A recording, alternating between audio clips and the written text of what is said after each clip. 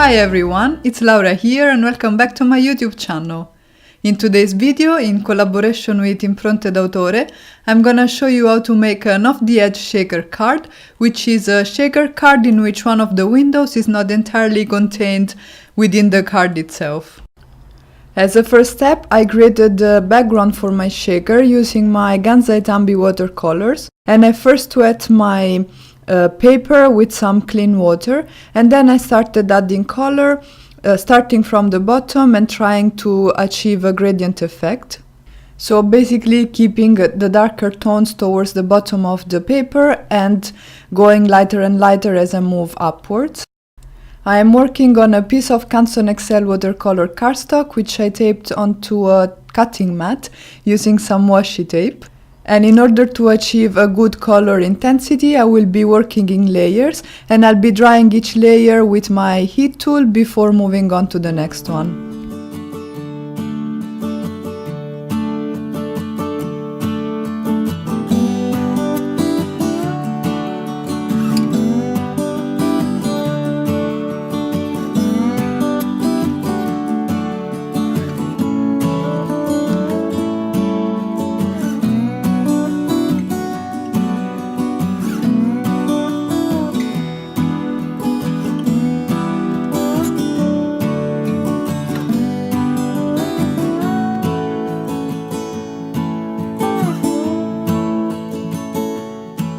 To get more intensity on my last layer, I did not dilute the watercolors as much as I did on the previous layers. And in order to create a texture that would resemble waves in the ocean, I am moving my paintbrush in a wavy pattern, starting from the top of the page towards the bottom, and then from the bottom towards the top. This technique is pretty simple, but I think the effect is really nice, especially for a background like this one. In order to be able to use my unmounted rubber stamps with my mini MISTI, I adhered some leftover pieces of tack and peel over a sheet of acetate, which I am adhering on the door of my MISTI using some washi tape. This will allow me to mount my rubber stamps on the door of my MISTI and so to stamp them repeatedly in the same position like I do for my clear stamps. In this case I am using VersaFine Onyx black ink to stamp this little mermaid from a plate which is called Giochi tra le Onde, which means playing among the waves. I coated it with some clear embossing powder and now I am melting the embossing powder using my heat gun.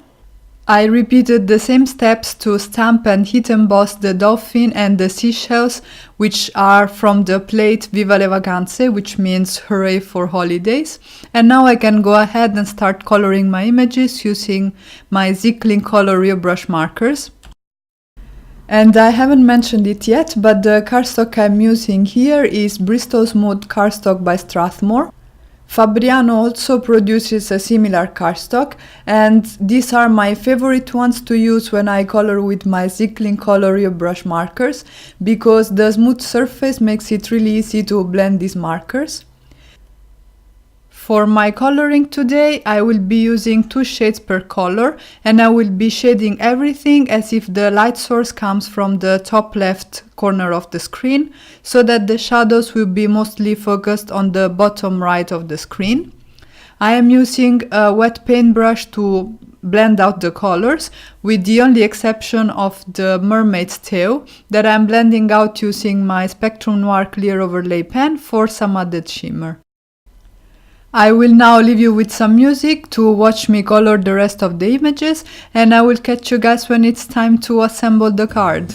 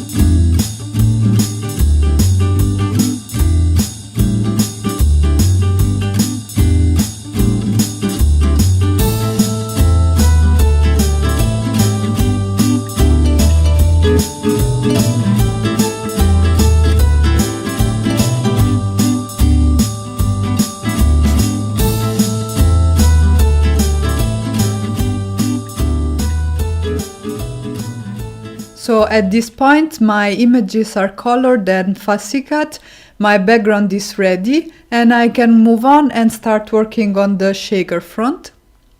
I cut a piece of white cardstock to a standard A2 size, so 4¼ by 5½ inches. And I'll be using some circle dies to cut some openings on my shaker front. And as you can see, one of the dies hangs off the edge of the card, and this will be the element that makes this an off-the-edge shaker card. I am using my images to help me position the dies on my shaker front, and once I found an arrangement that I like, I can go ahead, secure the dies in position with some washi tape so that they don't shift when I run everything through my die cutting machine, and die cut everything. And this is what the front of the shaker looks like. Before going ahead and assembling the shaker, we have to stamp the sentiment. And in this case, I am using the Tonic Studios stamp platform. On the one hand, because I needed a bit more space than what I have in my mini MISTI. And on the other hand, to show you how versatile this system is with the acetate sheet and the tack and peel. I use some VersaFine Onyx black ink to stamp the sentiment, and now I am using the circle dies that I used before to cut the openings in my card front to cut some pieces of acetate, and I will use these trimmings to coat the inside of my shaker windows.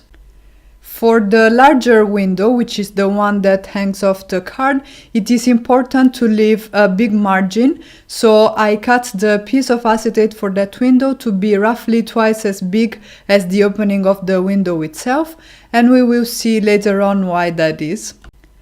I am now coating the back of my shaker front with some double-sided adhesive, making sure to cover the contours of my shaker windows.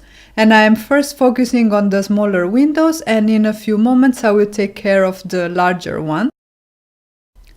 To ensure that the sequin won't fall off the shaker card, we need to create some sort of a pocket to hold the sequins.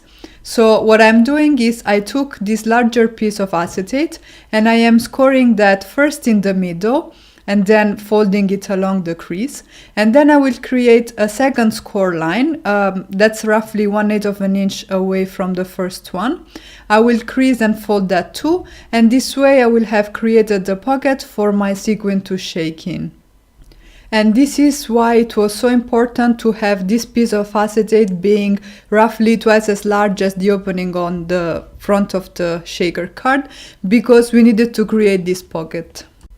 I am backing the shaker front again with some acetate, and then I am adhering my pocket, making sure to align one of the creases with the edge of my card front. And now I am backing the shaker windows as well as the entire surface of my card using a double layer of foam tape. And by using 2 layers of foam tape, I am sure that my sequins will have enough room to shake inside my shaker card. Before going ahead and adding the sequins to my shaker, I am using some anti-static powder. This is actually corn flour, and I am applying it over the edges of my shaker windows so that the sequins won't catch and won't get stuck to the sides of my shaker windows. And this is the fun part, it's when you actually start adding all your sequins. And in this case I am using a mix of seed beads and sequins in colors that match the colors of my images and of my background. And once I'm done filling the shaker windows, it's time to adhere my background.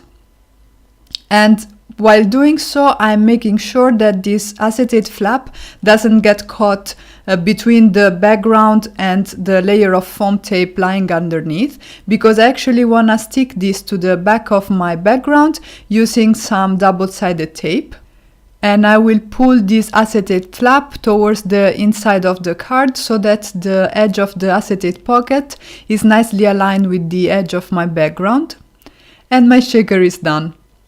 All that's left to do is to mount my shaker on the card base and adhere all the images around the shaker windows.